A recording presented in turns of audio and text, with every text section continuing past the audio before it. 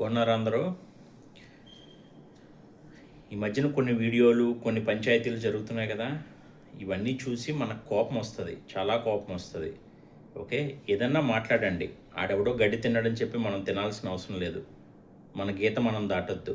మనం ఏం మాట్లాడామో విచక్షణతో మాట్లాడండి. ఓకే, ఒకటి నేను ఒక ప్యాటర్న్ అబ్జర్వ్ చేశాను. ఏంటంటే ఇప్పుడు ఇదంతా రాజకీయమో మరి ఏమో నాకు తెలియదు, కానీ ఒక ప్యాటర్న్ అబ్జర్వ్ చేశాను.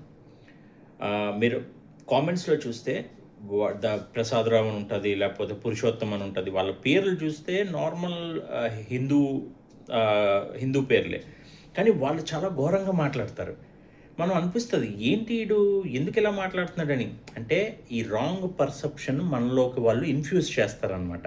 ఓకే, కొంతమంది కావాలని చిన్న పెట్టుడు బొట్లు అంటారు, పెట్టుకొని నేను చూసాను 2-3 వీడియోల్లో. వాళ్ళు కూడా అంతే. ఏమో మనం తప్పు చేస్తున్నామేమో, ఒకసారి ఆలోచించండి. ఇదంతా కూడా ఒక కైండ్ ఆఫ్ ప్లాన్డ్ గేమ్ అనమాట. ఈ ఈ ఈ ఈ దరిద్రపు గేమ్లో పడొద్దు ఎవరు కూడా. ఓకే, ప్రకాష్ రాజ్తో వీడియో పెట్టాను షార్ట్స్లో, దానికి 30-40 కామెంట్లు వచ్చాయి. మీరు నమ్మరు, ఆ కామెంట్ సెక్షన్ అంతా కూడా A35123, ఓకే, ABC254, ఇవి ఛానల్ నేమ్స్. ఎక్కడైనా అలా ఉంటాయా? ఇదంతా కూడా ఒక ఎజెండా డ్రివెన్ మాఫియా అనమాట. జాగ్రత్తగా ఉండండి, అవసరం లేదు.